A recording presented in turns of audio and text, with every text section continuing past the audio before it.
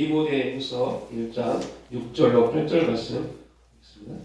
디모데후서 1장 6절로 8절 말씀입니다.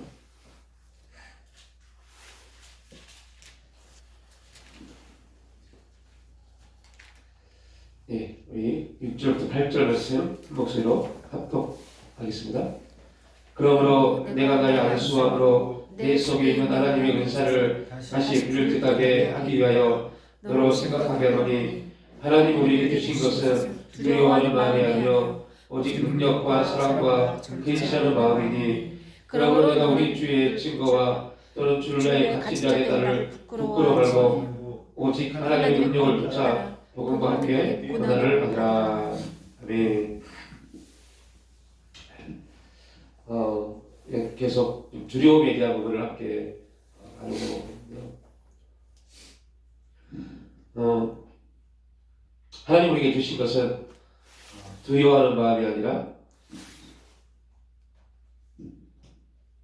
오직 능력과 사랑과 절제하는 마음, 근신하는 마음이니라고 말씀합니다.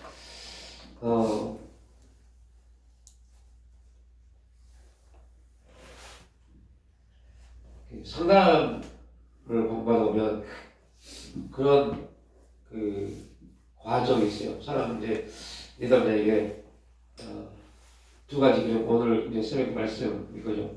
두 그림을 놓고 한 상자에 두 그림을 놓고 하나의 구멍을 뚫어서 그 그림을 보게 합니다. 그래서 이 사람이 어떠한 심리 상태인지 그걸 이제 첫 번째 이제 보는 그런 상담의 기법인데요. 마음이 편안하고 삶의 어떤 환경이나 상황들 문제가 없는 사람들은 좋은 긍정적인 아름다운 그림을 봅니다. 웃고 있는 그림을 보고 그렇게 또 그 모습을 표현합니다. 이제 심리가 불안하신 분들은 똑같은 모습을 봄에도 불구하고 슬픈 그림, 안 좋은 그림을 택합니다. 그 이유는 그 마음의 생각이 그의 시각을 그렇게 보게 하는 겁니다. 그래서 결국은 그런 모습을 볼 때 두려움, 공허함, 낙심, 절망, 우리가 보통 부정적인 것들, 이런 모든 것들의 그 중심에는 우리 마음의 생각이 어떠한가에 따라서 그렇게 달라질 수 있죠. 아무리 부유함을 가지고 있어도 부유함 속에 살아도 그의 마음이 여유가 없고 불안하면 그 부유함이 그에게 아무런 도움이 되지 못합니다. 그리고 결국 뭔가를 가지고 있음에도 불구하고 그 가지고 있는 것이 그에게 오히려 더 가난함을 주는 그런 문제를 야기시킵니다. 여러분 그런 기사 내용을 많이 보셨을 거예요. 어느 연로하신 분이 돌아가셨는데 그분을 이제 장례를 다 치르고 그 집을 뜯었는데 그 장판 안에 방에 장판을 뜯어보니까 그 안에 많은 돈이 장판에 이렇게 깔려져 있는 겁니다. 근데 이분이 죽었을 때 이제 사망 신고를 하려면 의사가 그 분을 보거든요. 봤을 때 기본적으로 영양실조를 가지고 있어요. 몸에 영양실조적 영양 결핍에 대한 몸의 흔적들이 나오거든요. 그러니까 그 장판 안에 돈을 다 해보니까 수백만 원이 들어갑니다. 수백만 원 돈이 그 자기 장판 안에 있음에도 불구하고 그걸 못 쓴 겁니다. 그래서 결국 영양실조의 영양 결핍의 문제가 그 몸 가운데 나타난 겁니다. 그러니까 왜 그가 그 자기 장판 밑에 돈이 수백만 원이 있음에도 불구하고 왜 그걸 쓰지 못했을까요? 어떤 삶에 대한 두려움이 우리를 지배하기 시작하면요, 이 참 무섭더라고요. 이 두려움이 우리를 지배하기 시작하면 우리에게 찾아온 게 무기력입니다. 무기력. 나는 아무것도 할 수 없어. 나는 하고 싶은 마음도 안 들고 뭘 해야 되겠다는 그런 생각을 갖지는 않습니다. 움직여야 됨에도 불구하고 움직이려고 하지 않습니다. 무기력이 옵니다. 이 두려움이 또 무기력뿐만 우리에게 주는 게 아닙니다. 뭘 주냐면요, 고립감, 스스로의 세계에 빠지게 만들어버립니다. 이런 두려움이 무기력하게 만들고 스스로에서 고립하게 만들고 이러다 보니까 어떠한 문제가 생기냐면요. 우리 삶에 어떤 안정감, 삶에 대한 안정감이 상실되어 버리는 문제가 나타납니다. 그래서 이 문제들이 우리 가운데 나타나고 또 이걸 통해서 이제 삶에 대한 회의를 갖추게 됩니다. 그래서 두려워하지 말아야 될 두려움을 갖지 말아야 될 이유는 바로 이러한 문제입니다. 그런데 결론적으로 우리는 두려워하는 마음을 안 가질 수가 없습니다. 두려워하는 마음이 우리를 지배할 수밖에 없는 그러한 존재입니다. 이건 아담의 범죄로 인해서 모든 인간에게 주어지는 나타나는 하나의 현상입니다. 우리는 이 부분에서 보면 아담의 범죄로 인해서 모든 인간에 나타난 현상이다. 그럼 이건 뭐에 대한 결과예요? 죄의 결과입니다. 죄의 결과가 두려움으로 옵니다. 그러면 이 두려움을 이길 수 있는 방법은 죄에서 해결되면 됩니다. 죄에서 해결되면 됩니다. 근데 오늘 바울이 디모데에게 했던 말이 무슨 말이에요? 우리가 죄에서 해결될 수 있는 두려움에서 해결될 수 있는 세 가지를 오늘 바울이 제시를 하고 있죠. 오직 능력과 사랑과 절제하는 마음이라고 합니다. 우리가 두려움을 이길 수 있는 능력이 있어야 됩니다. 그리고 뭐가 있어야 돼요? 사랑이요. 그리고 절제하는 마음이요. 이 세 가지가 있어야만이 우리가 저 두려움에서 이길 수 있죠. 다른 말로 표현하면 죄의 결과가 많이 있지만 그 중에 두려움이라는 것을 이기려면 내게 능력 주신 자에서 능력이 있어야 됩니다. 또한 하나님의 사랑이 필요합니다. 그리고 근신하는 마음, 절제하는 마음, 근신하는 마음. 우리 개역 강의는 근신하는 마음으로 되어 있습니다. 근신하다는 말이 무슨 말 아시죠? 근신하다. 베드로가 말하네요. 야, 마지막 때 우는 자가 두루두루 삼킬 자를 찾을 텐데 그 삼킬 자를 찾을 그 사탄에게 우리가 넘어지지 않게 해서 어떻게 하고요? 근신하여. 근신하는 마음. 그 근신하는 마음.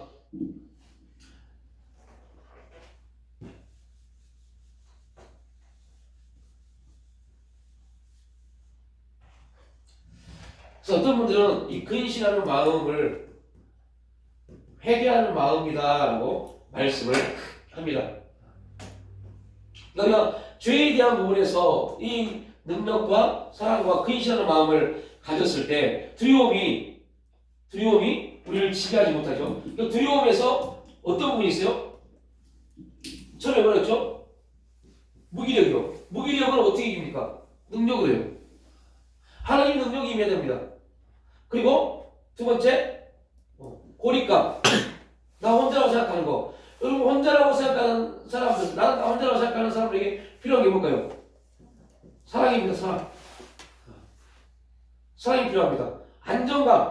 안정감이 없는 사람들, 그들에게 필요한 게 근신하는 절제하는 마음입니다.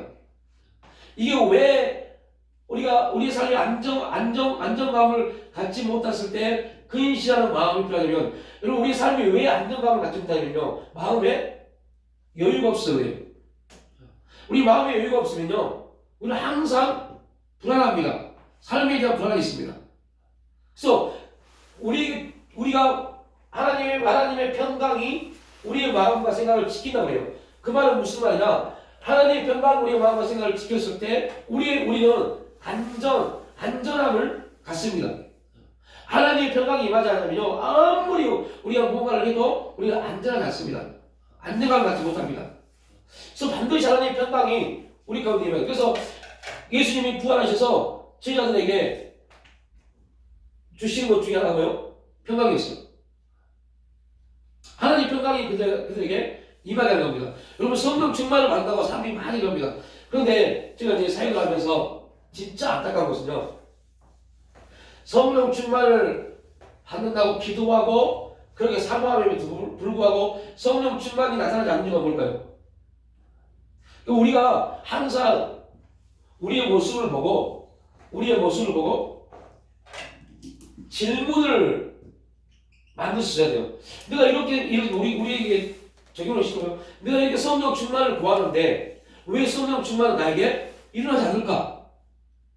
이거에 대한 질문을 가져야죠. 그리고 우리가 거기서 사정으로 첫 번째, 왜 나는 이렇게 생각하다. 두 번째, 이런 것 때문에 성령 충만이 나타나지 않는 걸까라는 그러한 질문과 스스로의 답을 가져가야 돼요. 그리고 이 답을 가지고 성경을 통해서, 말씀을 통해서 이 답이 어떻게 말씀으로 해석이 되는지를 찾아봐야 돼요. 그래야만 우리가 말씀 속에서 하나님 레마의 음성을 들을 수 있습니다. 왜 성령 충만이 일어나지 않을까? 왜 나타나지 않을까? 이거를 계속 환경적인 요인을 찾으면요 절대 갈 수 없습니다. 그래서 우리가 그동안 많이 그랬어요. 성령 충만이 임하지 않는 이유가 뭘까? 그래서 외부적인 부분에서 요인을 찾기 시작합니다. 그래서 외부적인 요인을 찾기 시작합니다. 사람들이 외부적인 요인을 찾는 제일 먼저 그 외부적인 요인은 무엇일까요? 내 주위에 어떠한 사람이에요. 저 사람은 몇 시간 기도하니까 어떻게 기도하니까 성령 충만 임했다가 그걸 가지고 옵니다. 그걸. 이게 얼마나 무지한 생각이냐면요. 하나님의 성령은 각자 부르심과 각자의 삶에 있어서의 내용이 다르기 때문에 역사가 다릅니다. 나타나고 다릅니다. 그런데 어떤 사람이 이렇게 기도하는 게 이거 나타났더라. 이거를 예부적으로 거기에서 답을 얻으려고 해요. 그래서 이 사람이 3시간 기도해서 성령 충만이 임했더라. 그러면 자기도 뭐 하려고 해요? 3시간을 채우려고 합니다. 이 사람은 금시가니까 저는 금시해 봅니다. 이 사람은 또 어떻게 기도하니까 그렇게 기도해 봅니다. 그러한 걸 통해서 요인을 찾으려고 해요. 그러다 보니까 정상적으로 말씀을 통해서 왜 나에게 성령 충만함이 나타나지 않는지에 대해서 말씀을 통해서 깨달아야 되는데 그 깨달음을 스스로 잃어버립니다. 자꾸 외부적인 요인에서 그걸 찾으려고 하니까요.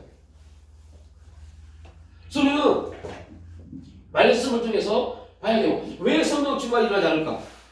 그럼 분명히 예수님이 부활하시고 제자들에게 요한복음에서 이미 제자들에게 뭘 보여줬어요? 성령을 받으라! 성령을 주셨어요. 그렇다면 이들은 이미 예수님이 부활하시고 성령을 받은 다음에 이들은 성령의 충만한 역사들이 나왔어야 돼요. 근데 그러지 못했어요. 왜 그랬을까요? 어떤 목사님은 이렇게 이걸 표현을 하시더라고요. 요한복음에서 예수님이 제자들에게 성령을 부어 주셨을 때 성령과 사도행전의 성령의 충만은 다른 성령이다. 이렇게 설교하시는 게 있어요. 이거 완전 일 아닙니다. 성령은 전혀 다를 수가 없습니다. 완전 일 아닙니다. 근데 이렇게 설교하시는 게 꽤 많아요. 우리나라 유명한 목사님들 이렇게 설교합니다. 아닙니다. 다른 이유가 있어요. 여기 때 성령 충만하니 성령이 이미 예수님의 성령을 받으라 라고 말씀을 했음에도 불구하고 이들에게 그 성령의 충만한 사도행전의 충만한 역사가 나타나지 않는 이유가 뭘까요? 이들은 이때 제자들의 마음은 예수님이 부활하셔서 제자들과 공생의 기간 동안 함께했던 것처럼 함께할 줄 알았어요. 그래서 이들은 성령에 대한 그 간절함이 없었습니다. 예수님이 성령을 받으라 라고 했음에도 불구하고 거기에 대한 간절한 반응이 없었어요. 그러면 사도행전에서 성령의 충만한 역사는 어떻게 그들이 충만한 역사가 나왔어요? 예수님이 떠나버렸어요. 그리고 다시는 예수님은 제자들과 함께하지 않습니다. 그리고 예수님이 말씀합니다. 이제야 11일 후에 위로부터 능력, 임할 텐데 그 능력이 너에게 임하면 그때 이들은 간절함을 가지고 위로부터 임할 능력을 사모했습니다. 그래서 우리가 하나님을 향한 사모함이 있어야 돼요. 그리고 또 하나, 우리는 제가 똑같이 뭐가 없어요? 마음에 평안, 여유가 없어요. 아무리 성령 충만을 구해도 우리의 마음에 여유가 없으면, 우리 마음에 평강이 없으면 성령의 역사 가운데 우리가 반응하지 못합니다. 우리가 착각하는 게 있어요. 그러니까 우리가 뭘 착각하냐면, 그래서 이제 알미니안 계통,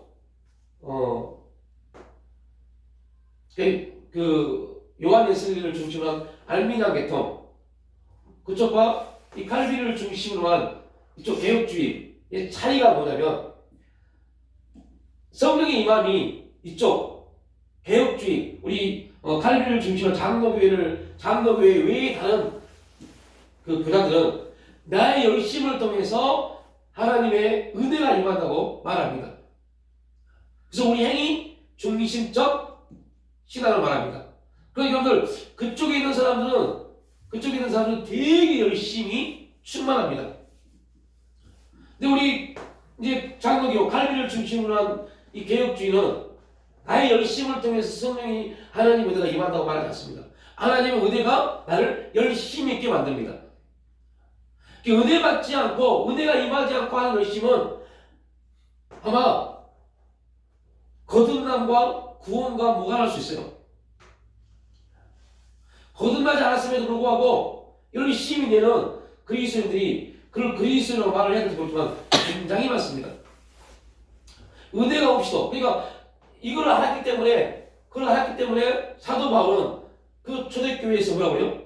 너희가 무슨 일을 하든 성령의 힘으로 행하라고 말씀합니다. 그러니까 얼마든지 성령이 아니고서 성령을 통하지 않고서도 얼마든지 종교적 행위를 할 수 있습니다. 여러분, 아나니아와 삽비라를 보십시오. 이 두 사람의 모습을 보세요. 이 두 사람이 결국 베드로가 이 두 사람을 향해서 한 말이 뭐였어요? 성령으로 속였다. 성령으로 속였다. 여러분, 이 두 사람은요, 재산을 다 팔아서 일부 남겨놓고 교회에 헌금하신 사람입니다. 그런데 베드로가 이런 사람에게 성령을 속였다고 말합니다. 여러분, 이 부분은 굉장히 우리에게 엄청난, 지금 이 시대에 살고 있는 그리스도인들이 엄청난 신앙의 문제를 제기해 주고 있습니다. 우리가 정말 이 아나니아 삽비라처럼 더 진실하게 신앙생활을 하고 있는지 우리 한번 생각해 봐야 돼요. 그렇지 않다면 이렇게 했음에도 불구하고 성령을 속인 결과가 되어버립니다. 그걸 반대로 생각해 봐야죠. 이렇게 안 살려면, 아나니아 삽비라처럼 성령을 속이지 않냐는 삶을 살려면 우리의 출발이 뭐로부터 출발해야 돼요? 성령으로부터요. 그래서 성령으로부터 행해야 되는데, 그러면 이 성령으로부터 행함에 있어서의 기준이 뭐냐는 거죠. 우리 기준이 뭐냐는 거죠. 우리 마음에 뭐가요? 평강이에요. 하나님의 평강이 우리의 마음과 생각을 지키면, 우리의 마음과 생각에 많이 평강이 있으면 그 하는 모든 것들은 어디 안에서요? 성령 안에서 행하는 겁니다. 그 아무리 좋은 일일지라도 마음의 평강이 있으면 하면서도 뭐예요? 두렵습니다. 두려움이 옵니다. 하나님 일을 하면서 두려움을 가져요. 그래서 그 두려움이 우리의 생각으로 어떻게 나타나요? 버거움으로요. 버겁다로 다가옵니다.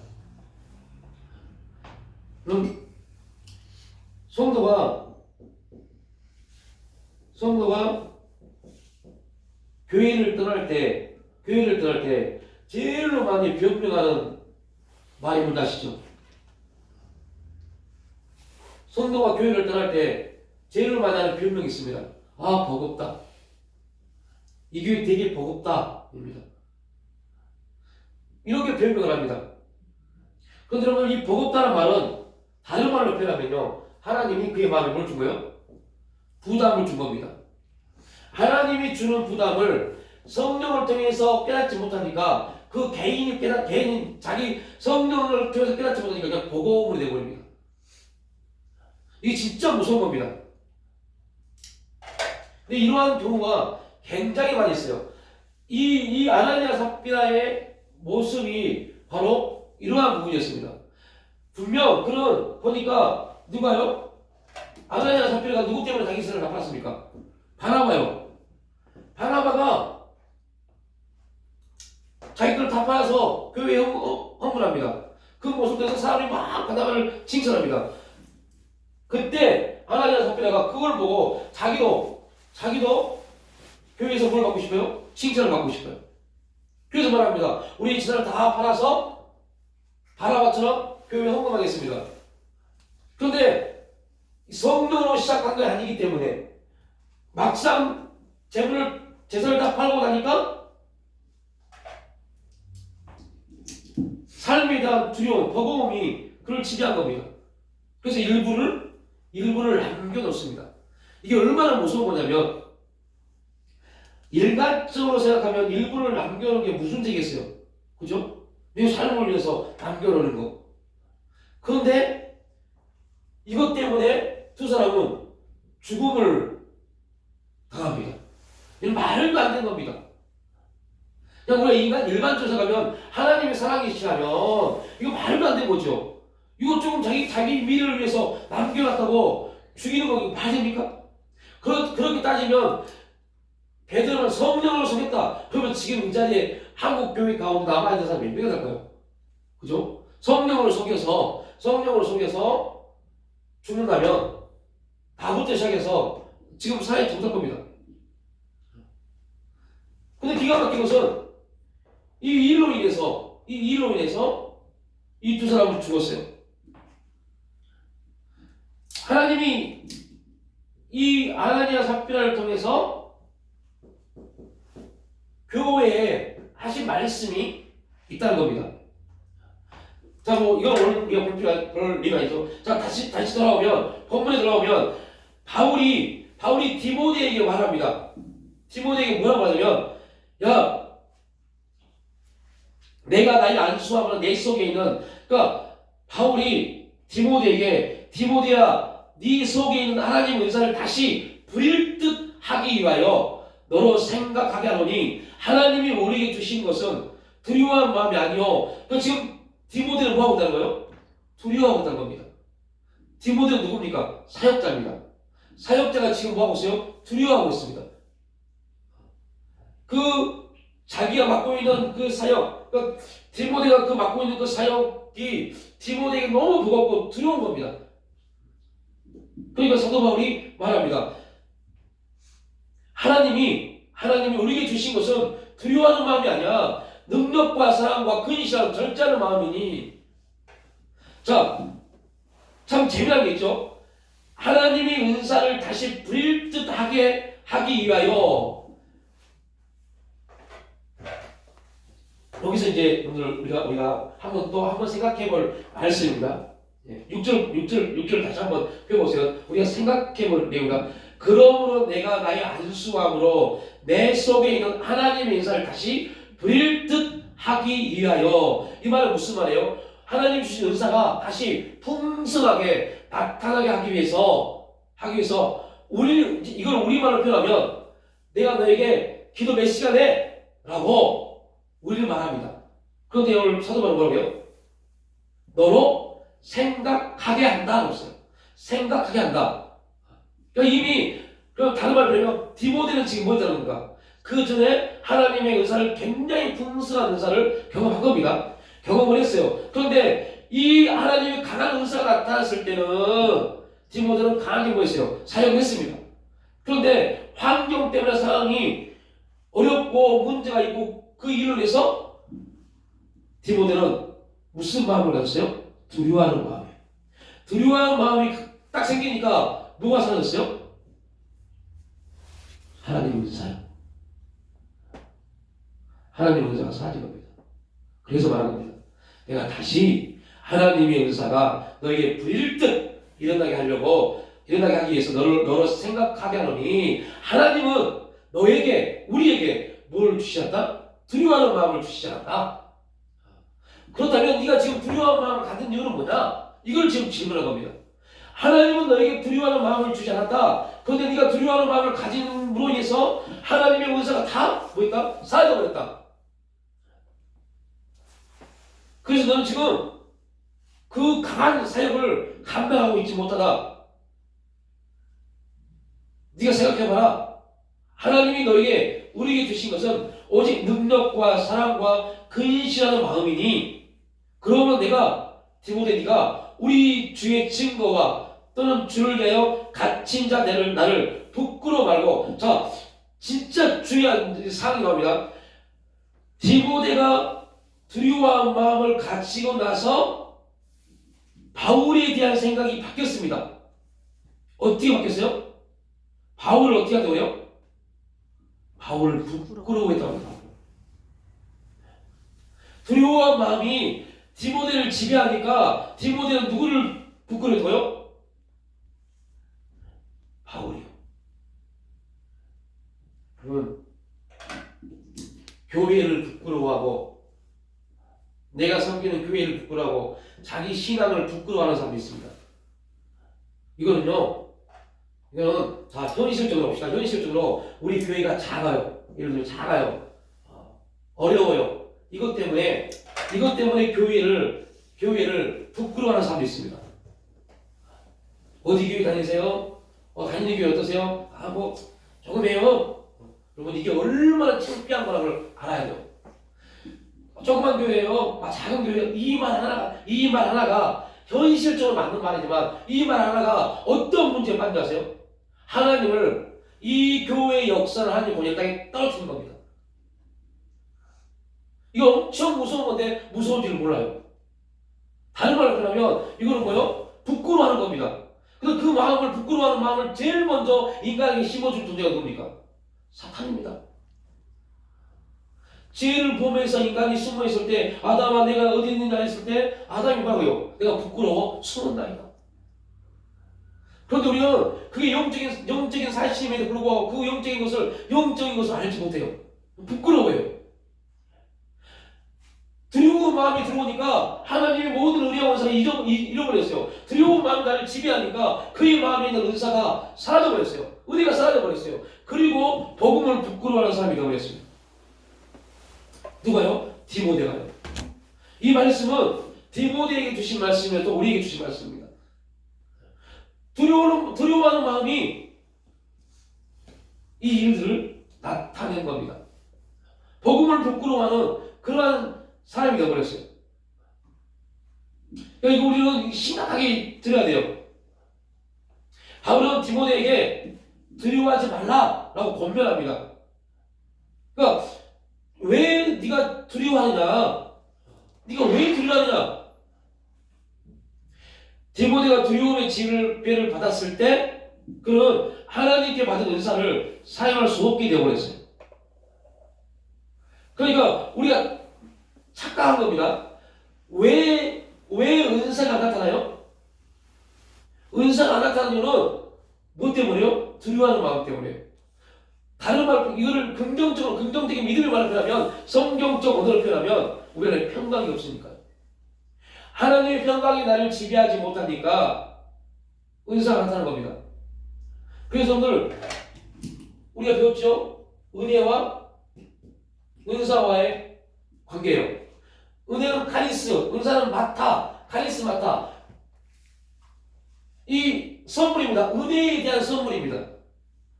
우리가 두려움을 갖는 이유는 뭘 잃어버렸어요? 하나님 은혜를 잃어버린 겁니다. 하나님이 은혜를 잃어버리니까 은혜를 통해서 주어진 선물은 어떻게 돼요? 아무 효력이 없습니다. 그래서 오늘 우리가 자주 나눈 얘기지만, 그렇게 은사가 많이 나타나는 사람들이, 은사를 많이 경험하는 사람들이 이단이 된 이유가 뭘까요? 그들이 은혜를 잊어버려서 그래요. 은혜를 잊어버리니까 은혜가 없이는 절대 우리 어디 앞에 뭐예요? 하나님 앞에 가지 못합니다. 은혜의 보호자 앞에 하나님의 보호자는요 은혜의 보호자입니다. 은혜를 잃어버리는데 어떻게 하나님께 나갈 수 있겠어요? 그래서 우리는 은사가 우리 가운데 들뜻 일어나기 위해서 필요한 게 뭐라고요? 뭐 기도해야 되고 금식 맞습니다. 아닙니다. 근데 이것보다 더 먼저 있어야 겠어요. 은혜가 일어나야 돼요. 우리 안에 은혜가 일어나야 돼요. 하나님을 향한 은혜가 일어나야 돼요. 그 은혜가 일어나야만이 그 은혜에 대한 선물로 주신 은사가 나타나기 시작합니다. 은혜 없는 은사는 우리를 결국 교만하게 만듭니다. 그래서 은사가 필요하면 은혜 받기를 사모해야 돼요. 은혜 받으면 은혜 받은 그 은혜, 내가 오늘 받은 은혜 안에 그 은사가 나타납니다. 또 이것도 이제 굉장히 이 부분을 가지고도 우리가 나누고 설명하려면 거의 한 6타임의 시간이 필요합니다.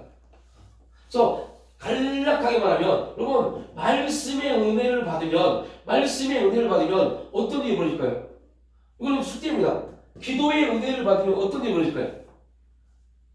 그러니까 우리 그냥 다 쌓아가면서 그냥 은혜라는 말을 쓰지만 우리가 말씀의 은혜를 받으면요 그 말씀의 은혜를 받으면 말씀에 대한 실제가 나타납니다. 그래서 저는 이렇게 기도합니다. 하나님, 제가 기도할 때, 은혜 안에서 기도할 때 하늘문이 열리게 하시고 내가 말씀을 볼 때 말씀에 깨닫는 내가 있게 하옵소서. 레마의 음성이 들려지게 하옵소서 라고 기도합니다. 그때 말씀은 은혜이고 그 깨닫는 레마는 뭐예요? 은사입니다. 말씀을 읽어도 깨닫는 역사가 없으면 우리 육체는 힘을 얻지 못합니다. 말씀을 읽고 깨닫는 게 있으면 우리 육체는요 환경이고 뭐고 이겨냅니다. 그래서 두려움은 누구나에게 다 주어진 겁니다. 누구나에게 다 임합니다. 그래서 두려움을 이겨라 라고 할 때요 두려움을 막 짓밟고 두려움이 사라지고 이게 아닙니다. 우리는 그 두려움을 짓밟고 두려움을 사라지게 하고 그럴 수 없어요. 우리 육체가 있는 한 계속적으로 두려움은 우리의 사단의 우리를 공격하는 대상이 될 거니까요. 그럼 어떻게 이길 수 있을까요? 하나님의 평강, 하나님의 은혜 안에 구하는 겁니다. 두려움이 힘을 잃게 만든 것은 하나님의 은혜 안에 들어간 겁니다. 그래서 사도 바울은 뭐예요? 오직 나의 나된 것은 오직 하나님의 은혜이다 그래요. 얼마나 많은 두려움 가운데 사도 바울이 있었습니까? 그러나 그 은혜가 그 모든 두려움에서 승리케 했습니다. 그러니까 디모데가 이러한 두려움을 통해서 그가 가져야 될 사역의 모든 원리를 다 잃어버렸죠. 그리고 오히려 부끄럽게 여깁니다. 내가 하고 있는 걸 부끄럽게 여깁니다. 그래서 오늘 교회 성도도 마찬가지고 교회 목사도 마찬가지고 요즘 목회고 당신 목사님 교회는 어떠세요? 목사님 교회는 많이 부흥했어요? 어떠세요? 그러면요 작은 교회 목사님은요 그냥 말합니다. 그냥 다 어렵죠. 이렇게 얼버무려버립니다. 이거는요 정확하게 말하는 것은요 자기 사역에 대해서 뭘 가는 거예요? 부끄러움을 가는 겁니다. 당당해야 돼요. 성도가 있고 없고의 문제가 아닙니다. 하나님이 지금 우리를 뭐 한다고요? 하나님이 지금 우리에게 직분을 주셔서 그 직분대로 사용하신다는 것에 대해서 엄청난 당당함을 가져야 돼요. 나에게 목사의 직분을, 작은 거 권사의 직분을, 집사의 직분을 주셨다. 이거 엄청난 겁니다. 누가 주신 거예요? 하나님이요. 엄청난 당당해야 돼요. 그런데 그 담대함이 없어요. 이유는 이미 이러한 모든 믿음과 반대되는 일들이, 은혜와 반대되는 일들이, 담대함과 반대되는 일들이 우리를 지금 지배하고 있기 때문에. 그래서 두려움은 우리를 위축시킵니다. 그래서 우리를 위축시키니까 무기력이 나오는 겁니다. 그 결과 우리는 자기의 능력을, 하나님 주신 은혜, 은사를 발휘할 수 없게 되어버리죠. 두려움으로 인해 디모데에게 나타난 현상이었습니다. 또 우리에게도 동일하게 나타난 현상이죠. 설교자의 마음이 두려움을 지배한다면 그 사람은 하나님께 주신 은사를 최대한 발휘할 수 없게 될 겁니다. 그래서 목사에게 주신 가장 큰 은사가 뭡니까? 여러분, 목사에게 주신 가장 큰 은사가요, 가르치는 겁니다. 설교입니다. 설교입니다. 설교권입니다. 목사에게 주신 가장 큰 은사는요, 기도에게 병각 이게 아닙니다. 설교권입니다. 그런데 두려움이 오면요, 설교를 할 수 없습니다. 설교를 못합니다. 왜냐하면 두려움은 우리를 장애를 갖게 해요. 삶에 대한 두려움은 우리를 장애를 갖게 합니다. 그 장애는 여러 가지 나타나겠지만 설교자에게 장애는요, 치명적입니다. 이건 뭐 육신이 어떤 장애를 말하는 게 아닙니다. 두려움은 장애를 갖게 해요. 이 장애는 무엇을 말하냐면 설교자는 설교를 해야 되는데 설교를 할 수 없는 장애를 갖게 합니다. 두려움을, 설교자가 강대상에 서는 것을 두려워하게 만들어버립니다. 여러분, 2023년 한국 교원 단체 발표를 보니까요, 학교 선생님들, 초등학교 선생님들의 80%가 우울증 공황장애입니다. 그래서 선생님들이 학교에 가서 교단에 쓰는 걸 엄청나게 두려워한답니다. 왜 그럴까요? 두려운 겁니다. 내가 강단에 서서 하는 것, 그 자체를 두려워하는 겁니다. 제가 모 도시에 있는 상담 선생님들, 학교마다요, 각 학교마다 상담 선생님들이 계십니다. 그 상담 선생님들, 교사들을 감정 코칭을 한 적이 있어요. 115분인가가 오셨습니다. 그 중에 1년 안에 학교를 그만두고자 한 그 마음을 갖고 있는 선생님들이 60%였어요. 그 선생님 60% 중에 그 학교를 1년 안에 그만두고자 하는 마음을 갖고 있는 60% 중에 80%가 여러분 정신과를 먹습니다. 상담 선생님이 정신과를 먹어요. 그런데 학교에서는 모릅니다. 왜요? 상담 선생님이 정신과를 먹는 수가 딸립니다. 정신과를 먹어요. 너무 스트레스를 받았어요. 제가 그분들은 1년 동안 감정 코칭하면서 80%가 가입됐어요. 이유는 그 얘기를 할 수 있는 방법 다 가집니다.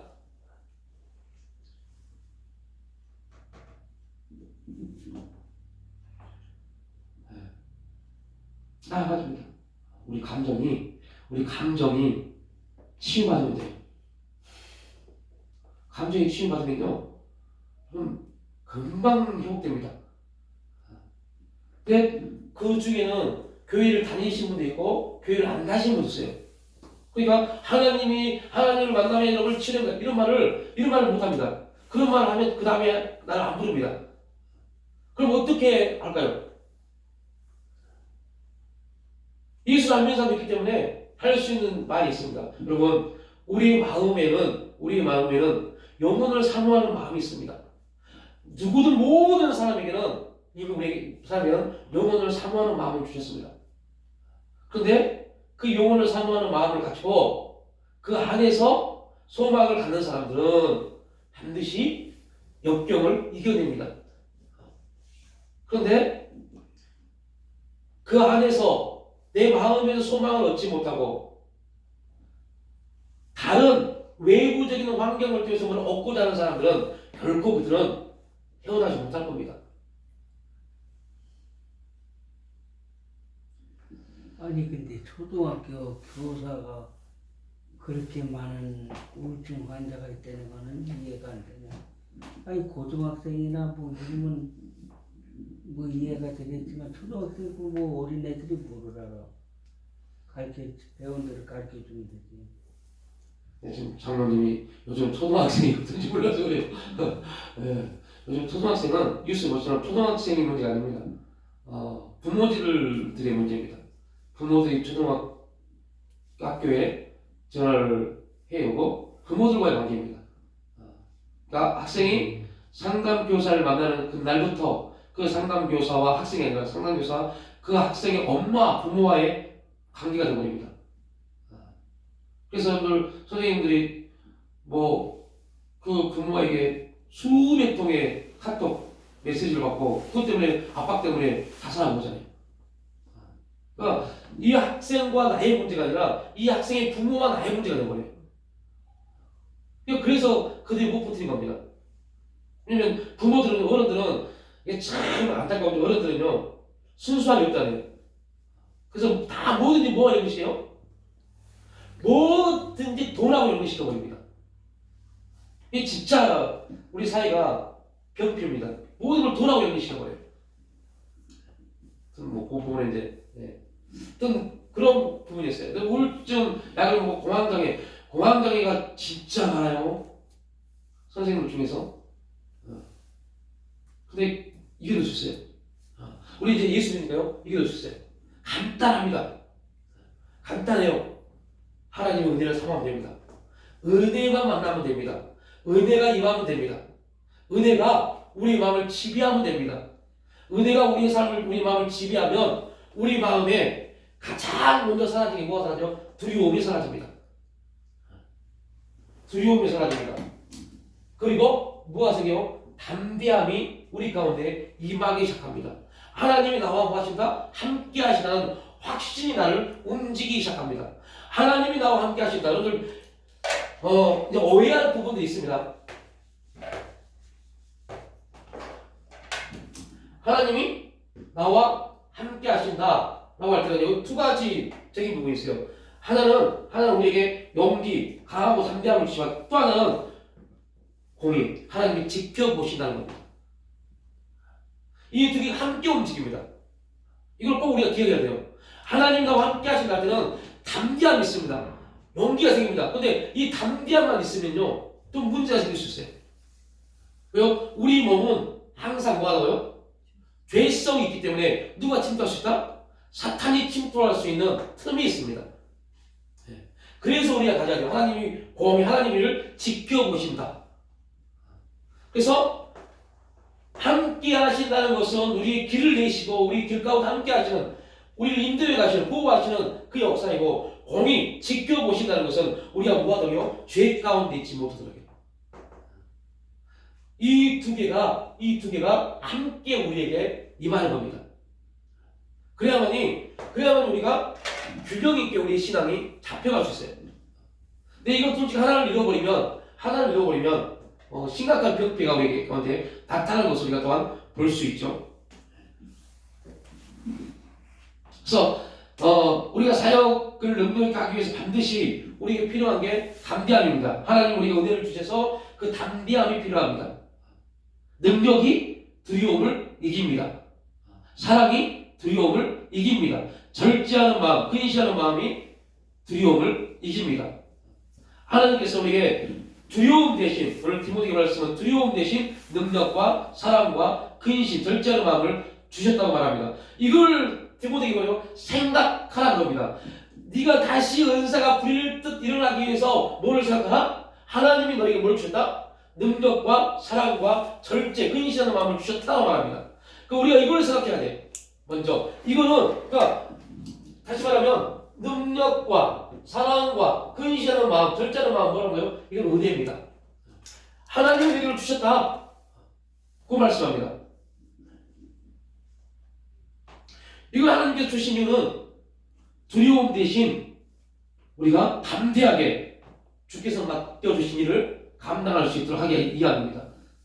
그래서 이 부분을 주신 겁니다. 우리에게 능력을 주셨고 사랑을 주셨고 절제하는 마음, 근신하는 마음을 주셨습니다. 그래서 이 은혜 안에서 이 부분을 주셨기 때문에 절대 환경 때문에 상황 때문에 무기력함을 갖지 말라는 겁니다. 두려워서 벌벌 떨면요 무기력해져 보입니다. 그러니까 우리가 어떠한 제가 목사로서 이런 경험을 한 적이 있어요.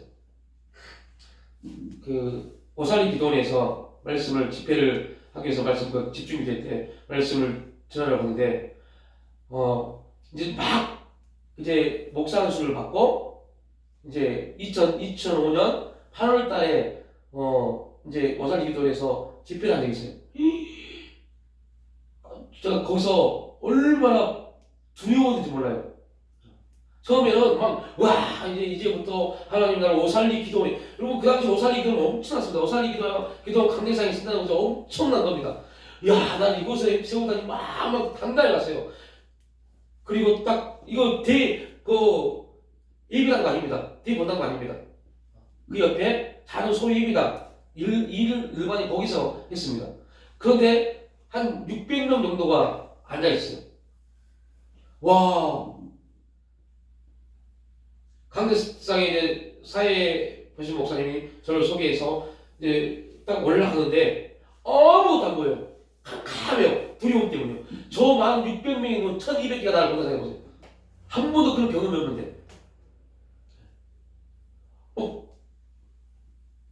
너무 두려워서 본문을 읽어야 되는데요. 잠깐 사이 그 본문 제가 기록했던 본문을 잊어버렸어요. 거의 한 20초 동안 멍하게 있었어요. 와, 정말 두렵더라고요. 그래서 속으로 계속 기도하고 하나님 담대함 주세요. 하나님 담대함 주세요. 하나님 담대함 주세요. 계속 마음으로 고백하고 선포하고 이제 말씀을 증거하기 시작했어요. 딱 한 5분 정도 지나니까 이제 했던 부분이 나오더라고요. 5분 동안은 무슨 말 하는지도 몰라요. 행설수설. 너무 두려워서요. 그때 그 한 번의 경험이 거기서 만약에 제가 주저앉아 버렸으면 저는 다 포기했을 겁니다. 그때 그 경험이 정말 다른 모습의 저로 만들어 가더라고요. 그러니까 설교자도 그렇습니다. 장경동 목사님이 처음 외도수봉교에서 말씀을 증거하러 왔다가 거기서 자기는 한 2시간짜리 준비해서 갔는데 하다 보니까 30분 만에 끝나버렸대요. 그러면 덜덜 떨면서 원고를 막 넘겨버린 겁니다. 그러다 보니까 막 넘기다 보니까 이미 끝나버린 겁니다. 할 말도 못하고. 그리고 우리 이 시간 기도합시다. 기도시켰답니다. 그런 분도 그런 겁니다. 그 많은 큰 교회 목사님도 더 큰 교회 가니까 장경동 목사님 말씀을 빌려서 들여오면 까만 것들만 자기만 쳐다보세요. 까만 것들만 보이는데 미치겠더래요. 그러니까 본인 교회는 얼마나 큽니까? 거기가 게임을 안 되더래요. 그러니까 우리가 두려움이 한번 들어오면 그걸 이겨내는 게 굉장히 힘듭니다. 근데 제가 빨리 말씀을 통해서 이겨내죠. 말씀을 통해서 하나님이 우리 주신 것은 두려움만 아니다. 여러분 이 말씀도 매일매일 선포해야 될 말씀입니다. 얼마나 기가 막힌 말씀입니까? 여호와께서 덕을 주고 부하를 떠나세요. 여호와께서 우리에게 뭘 주잖아요? 근심이요. 그러면 우리가 근심하고 있다는 것은 지금 뭐 하더라고요? 여호와 전혀 무관한 삶을 살고 있다는 겁니다. 여러분 굉장히 기가 막힌 말씀입니다. 저는 교회 오면 제일 먼저 한 게 이 현수막에 있는 글을 다 선포하는 일부터 합니다. 그냥 붙여놓은 게 아닙니다. 하나님이 이걸 그냥 붙여놓도록 하진 않았을 겁니다. 분명히 뜻이 있기 때문에 붙여놓은 겁니다. 그러면 그 뜻이 뭘까? 고민할 필요도 없어요. 그냥 와서 읽어보는 겁니다.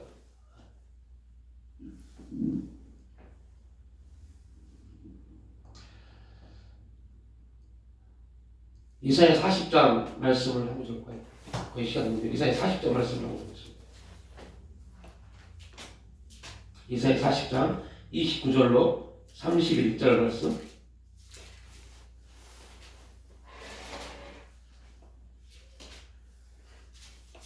예. 29절 31절 말씀 함께 합독하겠습니다.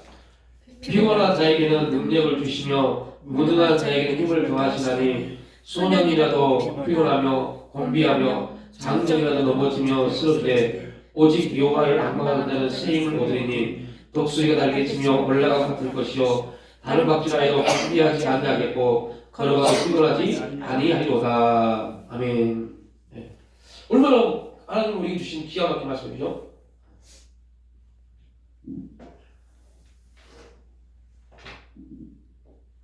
피곤한 자에게 능력을 주시며.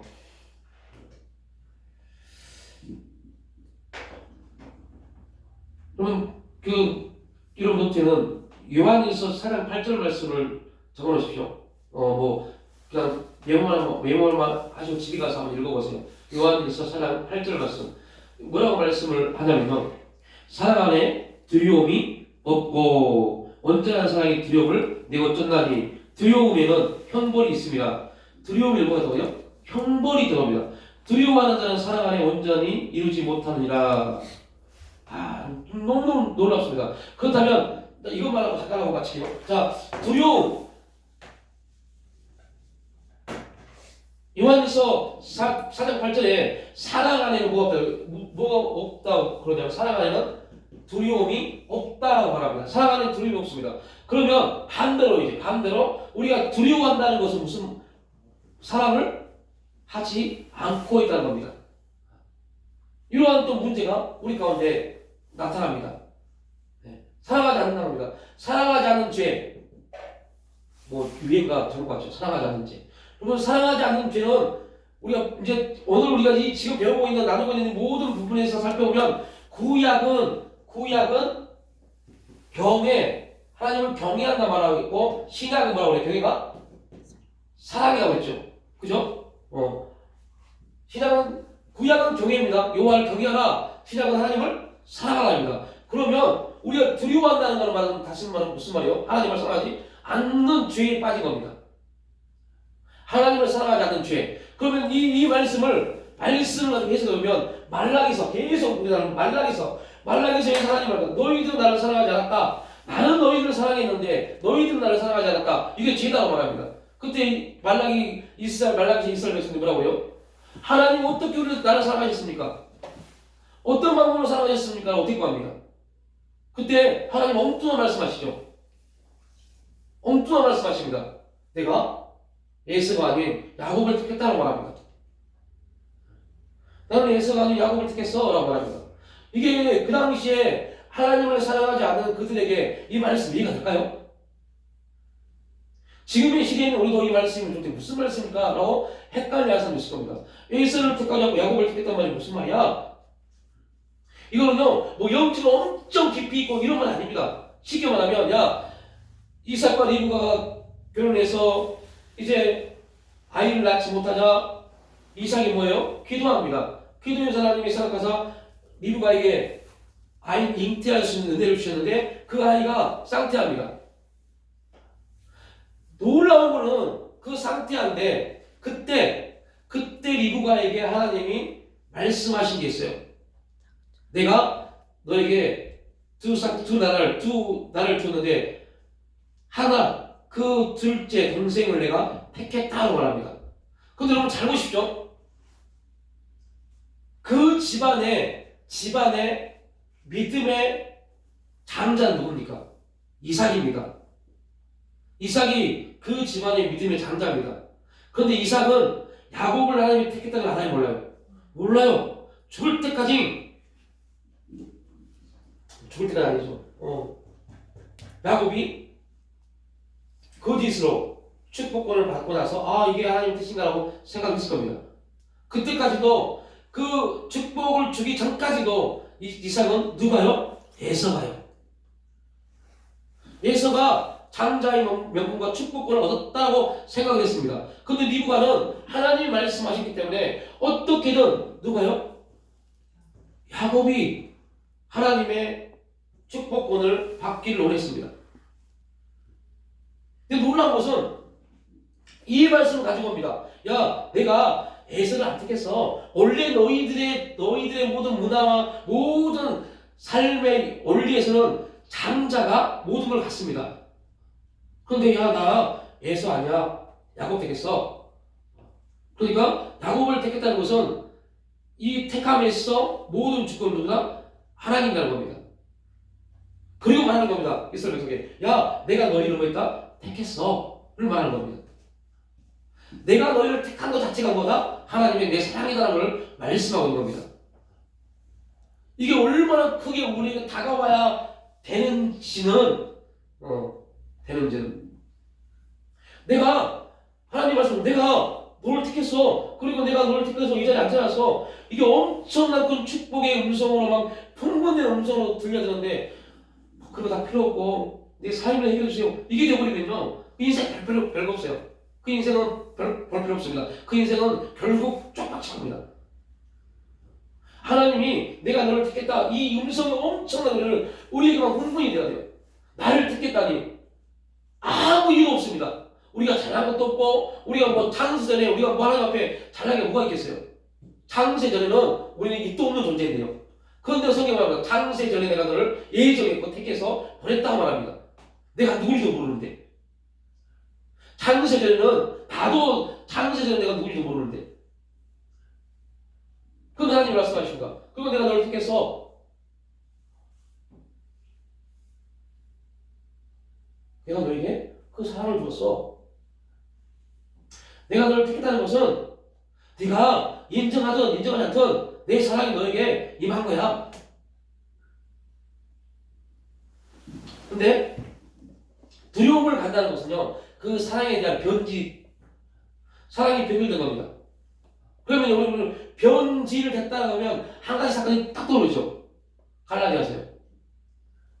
자기들의 누나를 빼서라도 바울의 눈에 유익이 된다면 그렇게 하겠다고 다짐했던 갈라디아 교회들이 변질된 복음, 가짜 거짓된 복음이 딱 들어오니까요, 당장 하는 게 뭐예요?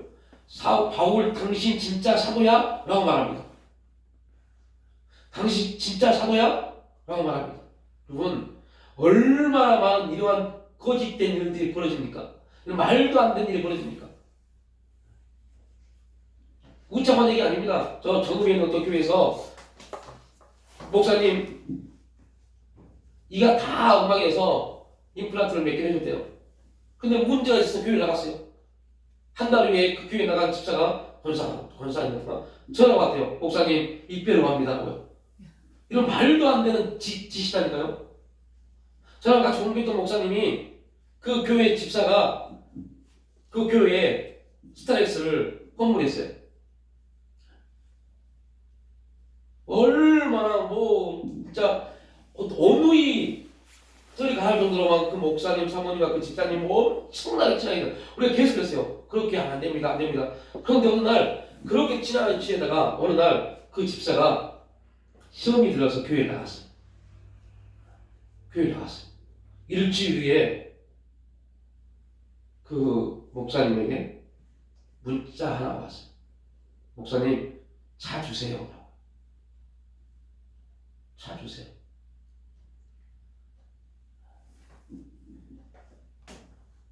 변질되면 그럽니다. 변질되면 하나님께 드린 게 아니라 내가 누구한테 준 거예요? 그에게 준 거예요. 변질되지 않을 때는 뭐가 되는데요?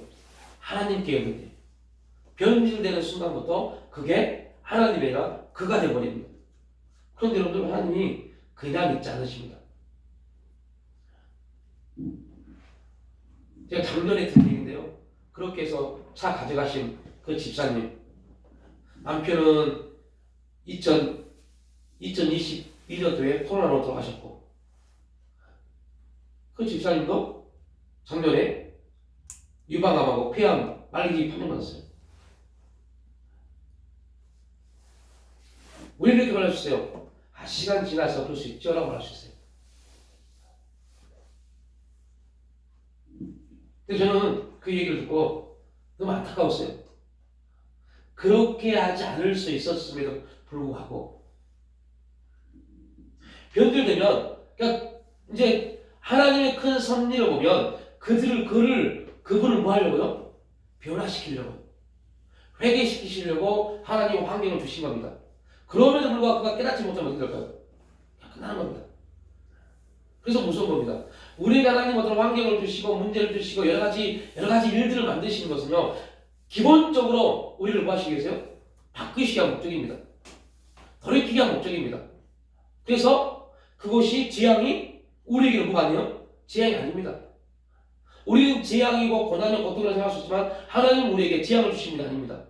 그것은 곧 우리에게 뭐가 돼요? 생명과 평안이 됩니다. 그러니까 이렇게 말씀을 통해서 우리가 우리가 이론을 받고 격려를 받아야 돼요. 그렇지 않으면 세상적인 방법으로 이 어려운 이 고난 어떻게 극복할 것인가? 어떻게 극복해요? 방법이 없어요. 방법이 없으니까 세상적인 여러 가지 수단을 가지고 와서 해결해 보려고 합니다. 결국은 그 수단은 그를 멸망의 길로 인도해 가는 줄을 알지 못합니다. 그러면 인간의 방법이 왔다는 것은 이미 하나님의 은혜를 잃어버린 사건이기 때문에 두려움이 그를 지배합니다. 염려, 근심, 걱정이 지배합니다. 그래서 결국은 뭔가를 하는 것 같지만 아무것도 남지 않게 만들어버립니다. 조심해야 돼요.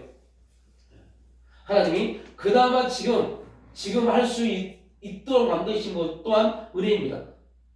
돌이킬 수 있고 깨달을 수 있게 하신 것도 은혜입니다. 그것마저 하나님이 하지 않는 것, 그 어두움이, 그 영적 어두움이 우리에게 임하기 전에 깨달을 수 있어야 돼요. 그게 진짜 하나님의 축복의 길로 가는 원리입니다. 근데 그 영적 어두운 마음이 들어와 버리면 참 무서워요. 무서워요. 왜 무섭냐면요. 강팍해지니까요. 우리의 마음이 강팍해지니까요. 그런데 여러분들 진짜 무서운 것은요. 자기의 마음이 강팍해지고 있음에도 불구하고 그게 자신의 마음이 강팍해져서가 아니라 환경이 저 사람 때문에가 되어버립니다. 그래서 그걸 뭐라고요? 무지함이라고 해요. 변명하는 거. 무지함이라고 해요. 그 무지함은요. 성경에서 표현하니까 뭐라고요? 졸부경에서 찍어도 그 무지함은 그렇지 않습니다. 그 어리석음은 깨닫지 못하고. 그래서 우리가 깨달을 수 있다는 게 얼마나 큰 은혜라는 것을 안다면 매일매일 성령을 통해서 깨닫게 하시고 돌이키게 하시는 게 우리가 지금 어디 안에 있다고요? 은혜 안에 있다는 겁니다. 이게 엄청난 축복이라는 것을 우리가 그렇게 고백이 되어져야 돼요. 그 고백이 되어지고 감사가 그런 고백과 감사가 되어짐을 통해서 우리의 환경적 감사가 이루어집니다. 지금 우리는 환경적 감사만 놓고 기도하고 있습니다. 하나님 이래서 감사합니다. 이래서 감사합니다. 이 감사는 우리를 뭐 하지 못해요? 표현하시지 못해요. 우리 내면에서부터 감사가 일어나야 돼요. 내면에서부터. 그래서 내가 지금 하나님의 은혜, 하나님의 말씀을 통해서 은혜 안에서 깨달음이 있구나. 이 깨달음이 있다는 것에 대해서 감사하셔야 돼요. 그러면 환경이, 상황이, 문제가, 아픔이, 고통이 하나님의 뜻으로 받아들여지기 시작합니다. 그리고 그것을 우리는 두려움이 아니라 평안함을 갖기 시작합니다. 하나님이 하시는구나. 그 믿음이 우리 가운데 이제 반응되기 시작하죠. 근데 우리는 이런 훈련이 안 되다 보니까 어떻게 하는지 다 알고 계시죠? 여러분들 지금 하고 있는 거 어떻게 해요? 그냥 신념적 하나님이 그렇게 하실 거야 안 했어요. 하실 거야, 해주실 거야, 이길 수 있게 해주실 거야, 하나님 해주실 거야 가 됐어요. 이 말은 참 무서운 말입니다. 굉장히 믿음 있는 것 같지만 되게 무서운 말입니다. 우리는 해 주실 거야가 아니라 해 주셨다입니다. 완료입니다. 하나님이 주셨다. 그래서 나는 하나님이 주셨기 때문에 나는 지금 이 환경 안에서 나는 뭐가 된다? 두려움 갖지 않는다. 염려하지 않는다. 되고 안 되고의 문제가 아니라고 기억하십시오. 뭐가 되고 안 되고의 문제가 아닙니다. 이거는 하나님의 것이니까 되고 안 되고를 가지고 내가 이게 안 됐네 잃어버리면 우리는 지금 올꼬냉이 교만한 겁니다. 근데 사단은 계속 그걸 가지고 말해요. 안 됐잖아, 안 됐네 가지고 이걸 가지고요. 그럴 줄 알았어. 이런 결과 중심적 삶은 우리를 피폐하게 만들어요. 그리고 성경도 우리에게 결과 중심적 삶을 살려고 하지 않습니다. 결과는 하나님 겁니다. 하나님이 우리에게 너 열매 있니? 그럼 열매가 있어야 돼요. 근데 우리 열매를 우리는 열리게 할 수 있는 능력이 없습니다. 다시 말하면 하나님이 너 열매 있니? 그러면 우리에게 뭐가 있다고요? 열매가 있는 겁니다. 그래서 하나님 우리에게 열매를 요구하실 때 우리는 열매가 없어요. 내가 나를 봐도 열매가 없는 것 같아요. 근데 하나님 우리에게 열매를 요구하실 때 열매를 드실 수 있어야 돼요. 이게 비밀입니다. 어떻게 드실래요? 여러분 어떻게 열매를 드시래요? 어떻게요? 누구나 있잖아요. 믿음이요, 믿음. 믿음으로요. 이게 우리 하나님이 주신 선물이라니까요. 믿음으로요. 하나님, 열매를 요구하신 하나님이 스스로 열매를 가져가시도록 믿음으로 우리를 이어주면 돼요. 이게 오병이잖아요. 오병이어는 그 어린아이 도시락이지만 그 도시락이 아무런 힘도 아무것도 아닙니다. 없어도 되십니다. 근데 하나님 그 오병이어를 받으신 이유가 있어요. 그 이유는 예수님이 무할 수 있느냐? 축복할 수 있는, 축사할 수 있는, 그 기도할 수 있는 문을 여는 게 오병이어입니다. 이 오병이어가 없어도 이미 사탄이 그러잖아요. 너 이 돌들로 떡을 만들라 할 수 있다니까요. 근데 하나님 그렇게 하지 않습니다. 이유는 하나님이 우리를 통해서 문을 여셔야 되는데 그게 작은 오병이어 겨다시 같은 믿음입니다. 하나님 믿음 열매 요구하셨죠? 하나님 저 믿음으로 열매 드릴게요. 그러면 하나님이 알아서 합당하게 열매를 딱 하십니다. 열매가 있고 없네 이거는 우리의 몫이 아닙니다. 이 부분들이 우리에게 발동이 돼야 돼요. 그래야지 오늘 디모데에게 사도 바울이 말했던 것처럼 그 능력과 사랑과 근신하는 마음이 우리를 지배하기 시작합니다. 그렇지 않으면 두려워서 못 살아요. 염려, 걱정, 근심이 우리를 지배합니다. 안 되면 어떻게 될 것인가? 그 다음에 나는 어떻게 살 것인가? 그 다음에 어떻게 되지? 이게 여러분들 우리를 얼마나 우울하게 만들고 낙심하게 만드는데요. 이렇게 안 되면 어떻게 되지? 요즘에 뭐 우울증이 걸려서 뭐 자살했다 뭐 그런 얘기들을 많이 하는데 그 우울증이 어떤 증상을 갖다 얘기하는데 나그 대충 좀 이해는 되는데 정확하게는 잘 알지 못해요. 그 초기가 증상이 무기력 그런 거 무기력. 무기력? 네. 우울증 초기가 무기력감으로 와요. 뭐 무기력이죠? 아무것도 네. 못하는데 이제 완전히 무기력 아무것도 손을 놔버리는 무기력까지 이거는 이제 거의 초기는 아니고 초기는 그냥 다 싫어요. 다 싫어요. 이러니까 내가 내 의지로 뭔가를 하고자 하는 모든 걸 다 놔버립니다. 근데 이렇게 여기서부터 출발해요. 그러니까 이게 이제 중기로 가면 같이 오는 게 이제 공황장애 그거죠. 공황장애는 어떤 증상인데요? 공황장애는 아까 목사가 여기 올라가기 두려워합니다. 두려운 게 공황장애? 여기 올라가는 걸 두려워요. 그리고 여기 올라가는 차 내가 떠나버리겠다, 죽어버리겠다 이런 생각이 들죠. 너무 두려워서. 이게 나에게 주신 그러니까 이 모든 것들은 다시 말하면 그리스도인에게는 사명을 하나님이 나에게 주신 삶이라는 사명을 포기하게 만듭니다. 그래서 무서워요. 근데 이거 뭐 제가 너무 쉽게 말한 것 같지만요. 쉽게 말한 거 아닙니다. 은혜 안에서 아무것도 아닌 건데 우리가 심리적 요인이 너무 커니까 그 부분이 크게 좌우되다 보니까 이제 그게 내 마음의 생각을 지배하기 시작해요. 내 마음의 생각을 지배하기 시작합니다. 그러니까 저는 이제 그 학교 선생님들 상담을 드렸어요. 그 선생님 중에 그 아까 말 60%가 사직서를 읽으려고 그만두고자 하는 마음 같은 그 중에 중증 환자들은요 약을 막 세 알씩 먹어요. 약을 세 알을 먹어야만이 학교에 가서 자기 의자에 앉을 수 있다고 생각합니다. 심각한 겁니다. 그 정도면. 네, 거의 끊었어요. 끊습니다. 그리고 완전히 새로워집니다. 약을 끊어. 네, 돼요. 왜냐면 마음의 강박관념, 우리 마음이 잡혀지기만 하면 돼요. 그거를 상담하기 위해서는 감정 코칭이라고 해요.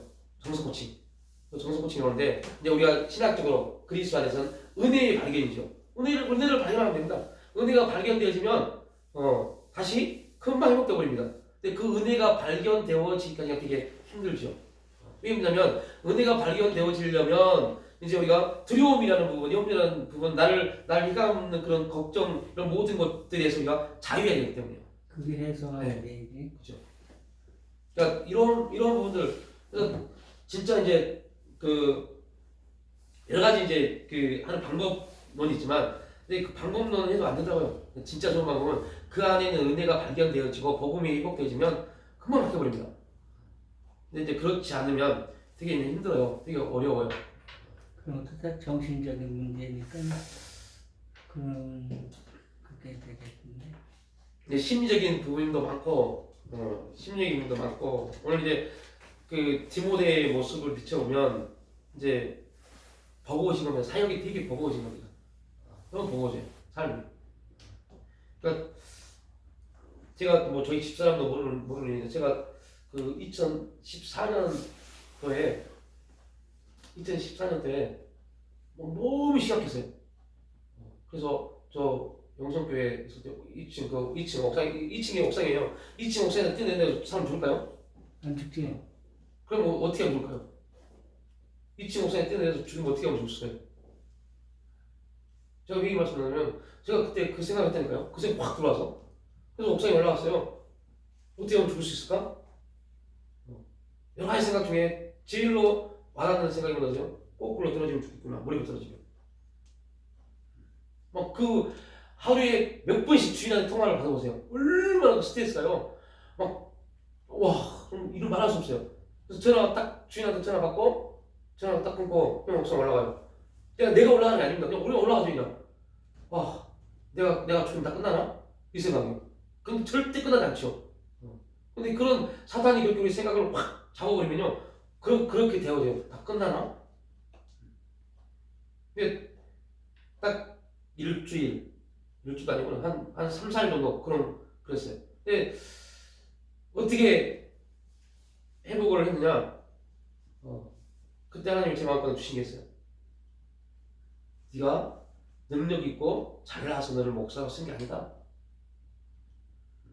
내가 너를 부른 거는 가장 못났고 가장 힘없고 가장 능력 없고 가장 어리석기 때문에 내가 불렀다.